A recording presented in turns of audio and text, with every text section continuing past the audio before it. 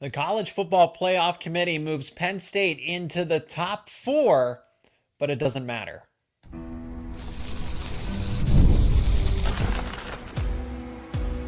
You are Locked On Nittany Lions, your daily podcast on the Penn State Nittany Lions. Part of the Locked On Podcast Network, your team every day. And thanks so much for making Locked On Nittany Lions your first listen and watch. Every single day we are free and available wherever you get your podcasts, including YouTube. My name is Zach Sako. I'm your host of this live show as we are reacting to Penn State's playoff ranking once again. And Penn State moves into the top four. The top four. They are fourth overall. It is Oregon let's see. I'm missing the latest playoff rankings here. I thought they had those pulled up, but Penn State is in the top four based on the latest playoff rankings. So we do have that correct. Oregon, Ohio State, Texas, Penn State. There we go. So those are the top four, and Indiana moves up to number 5. Then it's BYU, Tennessee, Notre Dame, Miami, Alabama, Ole Miss, and Georgia. But there's obviously conditions here. So why I say it doesn't matter. It doesn't matter because Penn State being in the top 4, yes, offers some more security here. That's great that the College Football Playoff Committee values them and likes that win. But that win against Washington is also coupled with the fact that Georgia has a second loss. Miami lost to a Georgia Tech team that is 500, barely 500. So Penn State by proxy is going to move up here. But the number 4 ranking does not matter for Penn State because that doesn't get them a bye. If the rankings finish, let's remember that the conference championships play a huge part in how these rankings are finalized. So don't just look at this initial ranking and think, oh, Penn State has a bye according to the committee. You also have to understand that they are taking the top 4 conference champions. Top 4 conference champions get the bye. So Ohio State at number 2 doesn't even matter for the Buckeyes. Oregon at number 1, and then Texas would be the number 2 team, given that so let's assume that they win the SEC based on best team in these college playoff rankings. So the Big Ten has 3: Oregon, Ohio State, Penn State. Well, you don't have 3 conference champions, so lunch, we presume that they're the Big Ten champion. They're the number 1 seed. Texas, presume that they're the SEC champion. They're the number 2 seed. Then this is where you go into the other top 12 teams. BYU would be the best team of the Big 12 right now, and they would win and their conference championship and be the number 3 team, which would knock Ohio State and Penn State out, and then number 4 based on who's there, Miami. So Miami would be number 4. So those 2 teams would happen to jump Penn State in this case, and Ohio State too. So Penn State isn't even the 5th best team.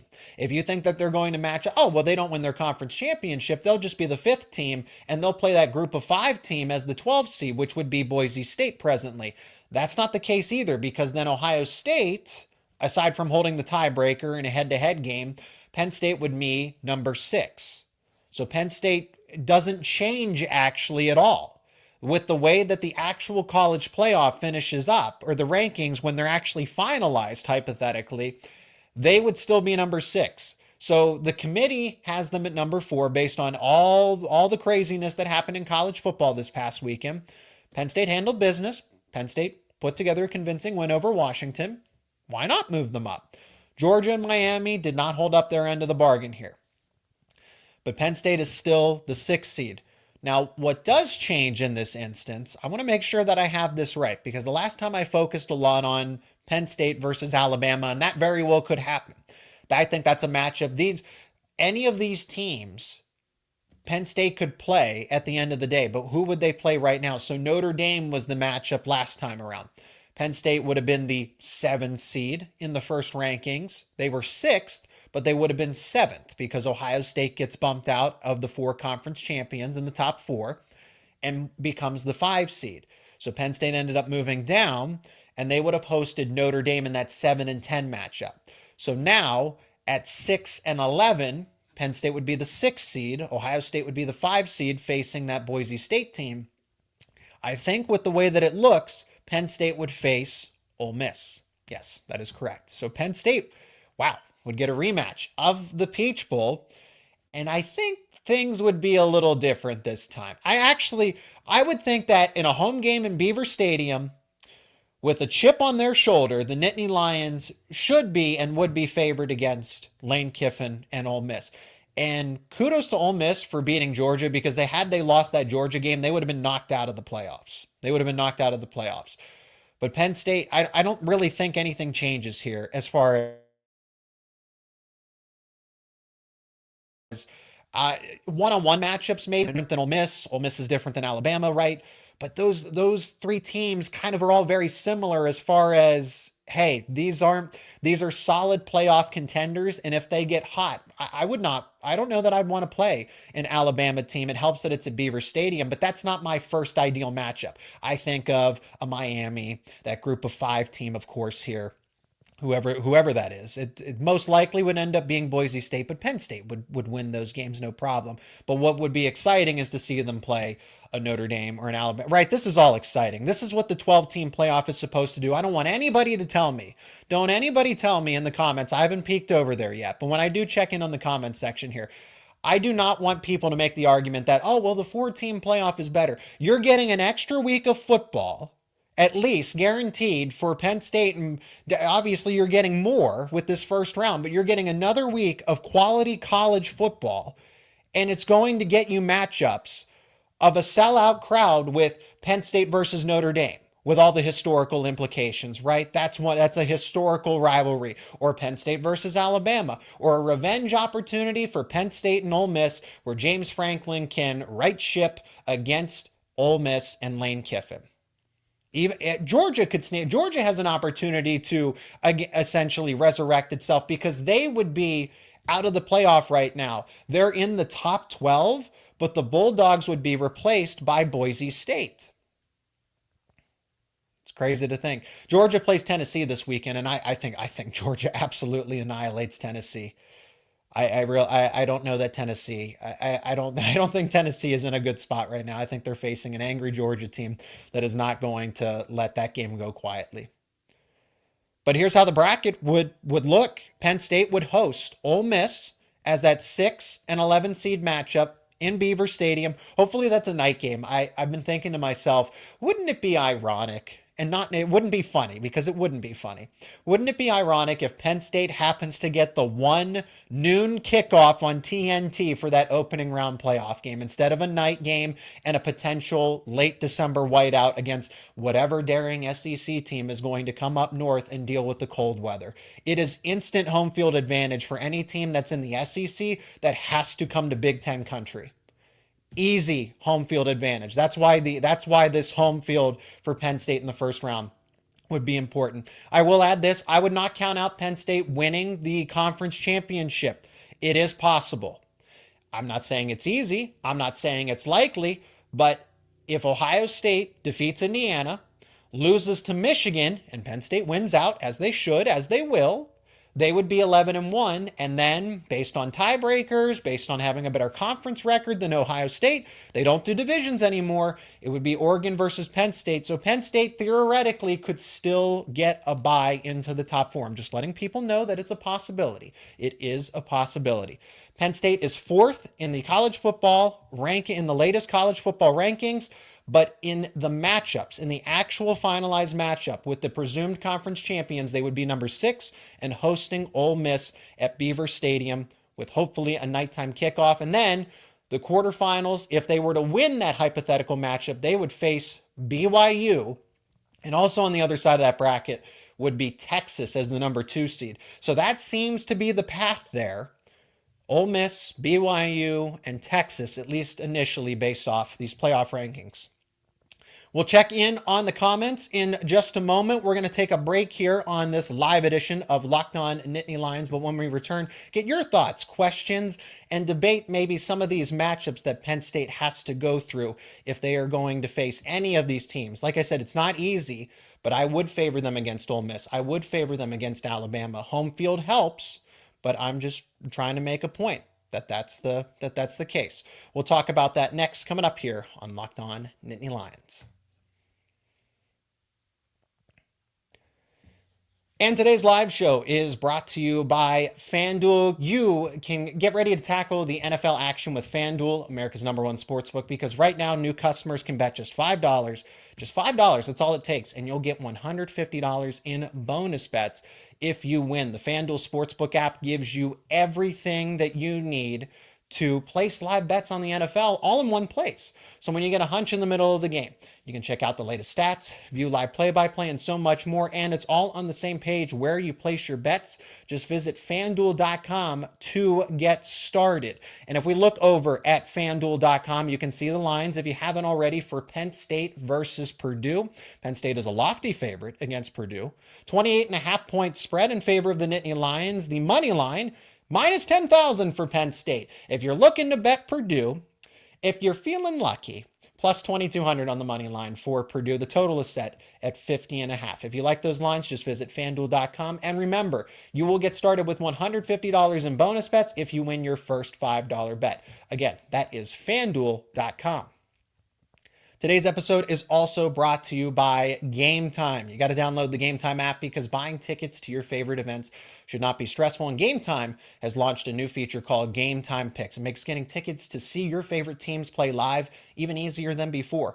Gametime Picks filters out all the fluff. It only shows you incredible deals on incredible seats, so you don't have to waste time searching through thousands and thousands of tickets. And you can go to the Gametime app, or I have tickets pulled up for Penn State versus Purdue through Gametime.co. That's Gametime.co, and all the top deals on Gametime are listed right in front of me here. I can see the best deals. There's a super deal listed if you're going to the game.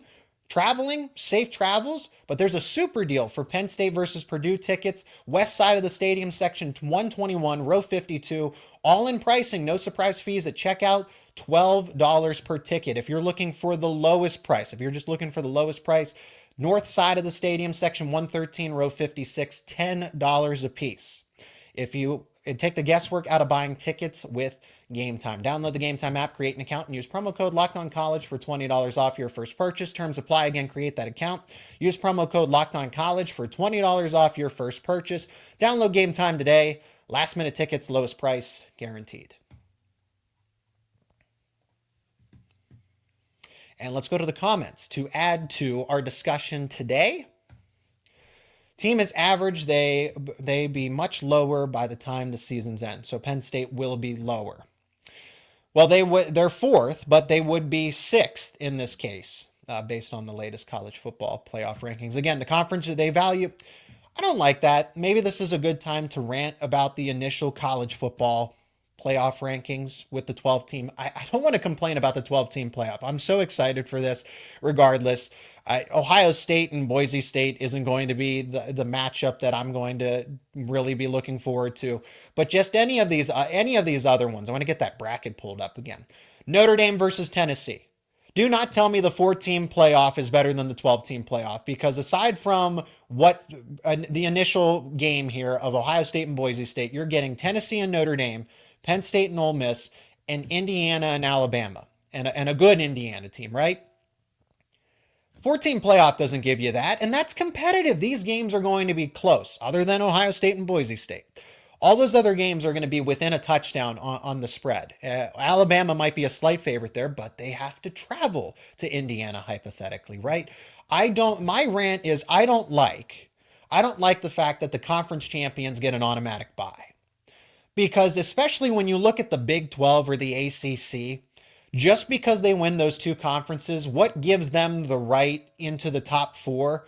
Because Ohio State and frankly Penn State, right? West Virginia has an outside chance to be in the top 4 because they win the Big 12 conference championship. How can you sit back and say, you know what, this 8-4, now 9-4 West Virginia team is a top 4 team in this country.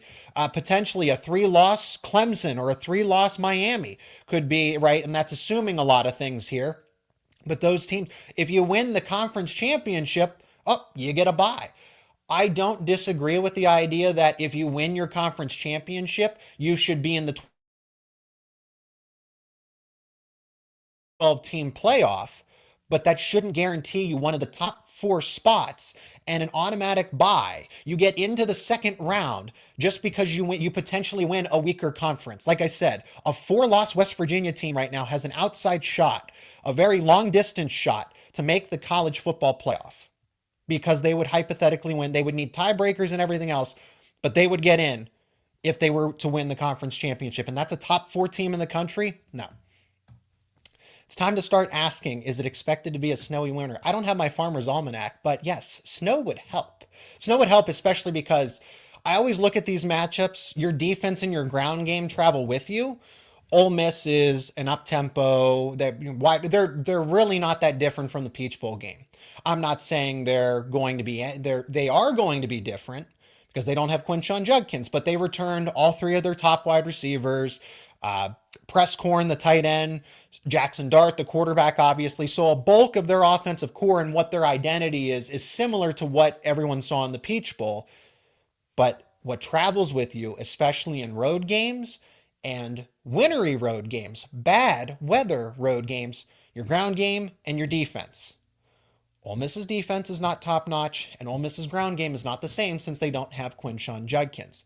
Your passing game is going to be difficult in any snow, bad weather, windy type of conditions. Penn State has the advantage with its defense and its ground game. That's what would make them the favorite. We are the Big Ten 4 out of 5. Honestly, if you want to put, you include Indiana in that top 5 there. Big Ten's better than the SEC right now. What can I say? They can't score. How would they be favorites against Ole Miss? They didn't score against a top 5 defense. Penn State's had no problem scoring against everybody else. Oh, they can't score. 28-0 at half against Washington. 35-0. They built a 35-point lead against Washington. They put up 33 points on the road against USC. What do you mean they can't score? Sorry, they got turned away on the goal line. They should have had more points, shoulda, coulda, woulda. I get it. But that's a top 5 Ohio State defense. So it is not surprising that they struggled against the top 5 defense. But to say this team can't score across the board is incorrect. Ole Miss can't handle the weather with their soft.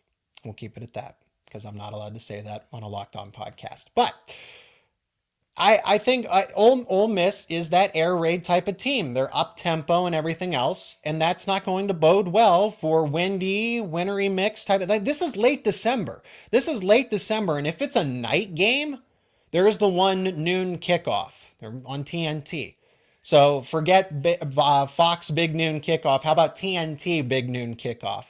That's the one. I really hope that doesn't happen. Really, have it be the 4:30 game or the 8 o'clock game. Because then you can at least still have the 4:30. It's dark at 4 o'clock here already, and it's mid-November, right?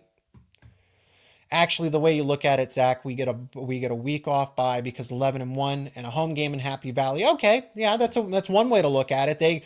If they're not in the conference championship, they do get a bye week, and I think that actually works better. We are. I actually like framing it that way, in a sense. You don't have to play an additional game. Penn State gets an extra week of rest. And I don't know what the College Football Playoff Committee is going to do.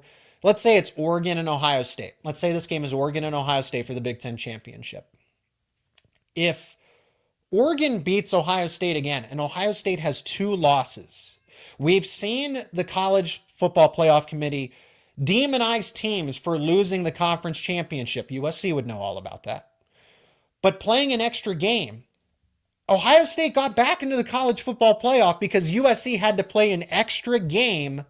Not last season, the season before. USC had lost, and then that allowed Ohio State to get back in. So I'm wondering, what if Ohio State loses that second time? Penn State's sitting pretty at 11-1, doing nothing at home with that bye week, as Kevin had pointed out, an essential bye week. And then they move up and end up hosting the group of 5 team as the 5 seed. It's the 12-team playoff, so there's really no precedent here. But I wonder if Ohio State loses a second game like that, even though it's the Big Ten Conference Championship, hypothetically, that the College Football Playoff Committee would not move them down a spot or 2, and then Penn State would happen to move up to 5 if they're still 2 or 3 or 4, right? Penn State would jump over Ohio State in that case. Be interesting. Be very interesting to see how the committee handles that. Penn State would play Ole Miss with all their top players. That was, maybe we'll get some Ole Miss fans in the chat because they do not care. They won the Peach Bowl fair and square, right? Even though Kalen King was out. Johnny Dixon was out. Abdul Carter got hurt. Adisa Isaac was out, right? Or those guys play. Oh, but they played 10 snaps. They played 10 snaps. Half the team, half of the starters were missing for Penn State in that game. Maybe they get KJ Winston back. We'll see. We'll see. In a full leg brace, the last time we saw him in person, I would say that it's not good. He's out indefinitely based on what we know. I don't know how much optimism there is. That would be because I don't know the nature of the injury. I don't know if he had surgery. I don't know if he's just resting, how serious it is. All I can tell you is it's a leg injury. That's all I know. I don't know if it's a tendon. I don't know if it's a broken bone. I can't speculate. I just know that it's a leg injury and he's got a big leg cast around his knee. I would love for Penn State to play Ole Miss or Notre Dame, even Alabama. Alabama, again, Kalen DeBoer, and that's a team I think will continue to get better. Alabama is already, they're doing well. Like, I look at that Georgia game. This is Kalen DeBoer's new system, new offense, new defense, and Alabama's performing up to that standard. I know they have the 2 losses, but they could peak at the right time in the college football playoff. That is actually a dangerous double-digit seed potentially, regardless of where. Like, I think they would blow out Indiana, if I'm being honest. I really think they would. Best thing about the playoffs is it's not being in a worthless bowl game. Yeah, if you're on the outside of the 12, whichever team misses the cut for that group of 5, because Georgia being in the top 12 does not matter. They are the 13th team because Boise State gets that group of 5 spot as the 12th team. That's gonna sting for all of those teams that are like on the outside looking in. Let me pull those rankings back up again to see. So Georgia's at 12. SMU has a shot as a group 5. No, they're in the ACC. No longer group 5. What am I talking about? But Texas A&M is 15. Kansas State is 16.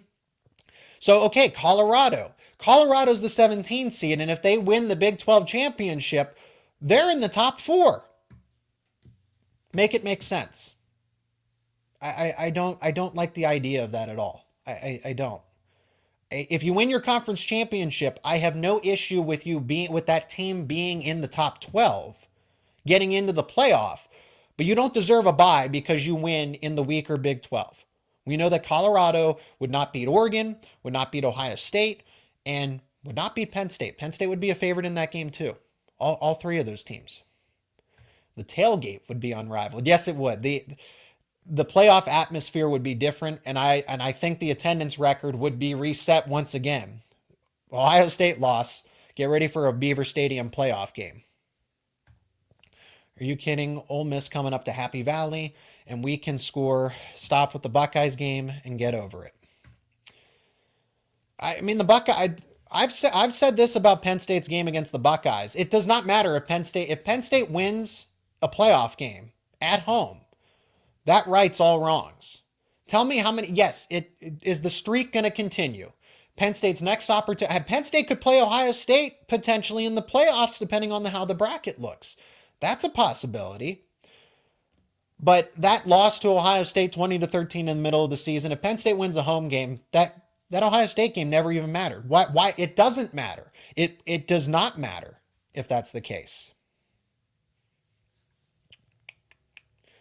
See if we got any more. No, the Ohio State game was unacceptable. Again, if they win the home playoff game, if they win the home playoff game and win in the second round, say, because the way the bracket breaks right now, they defeat Ole Miss and then they defeat BYU. Is anybody thinking about that? Well, I wish they beat Ohio State. Man, they're in the semifinals right now. I really wish they beat Ohio State back in the middle of the season. Is anybody thinking about that? No.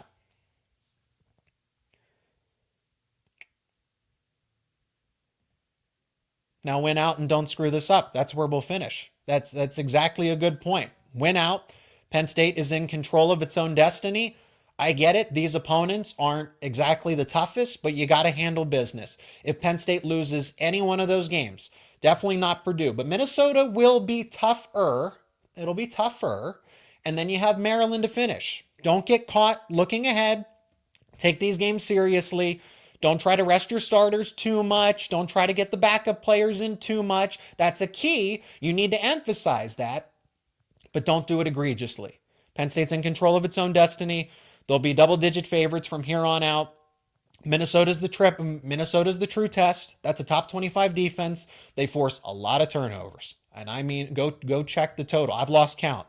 I think they've intercepted the football 15 times, and it leads the country. That defense forces turnovers, and PJ Fleck did it once where he derailed a Penn State season out there in Minnesota. Maybe he does it again.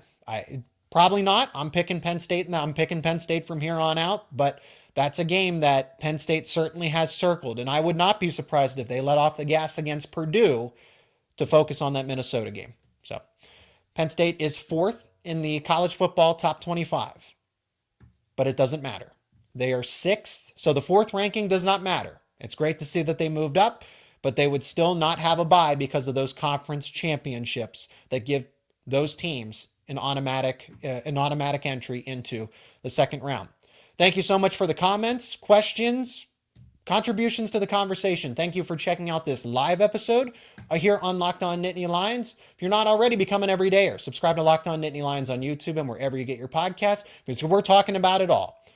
Football, men's basketball, wrestling, everything's in season, so we will be busy here over on the podcast. But I appreciate each and every one of you for hanging out with me on this live show, and I'll talk to you again very soon.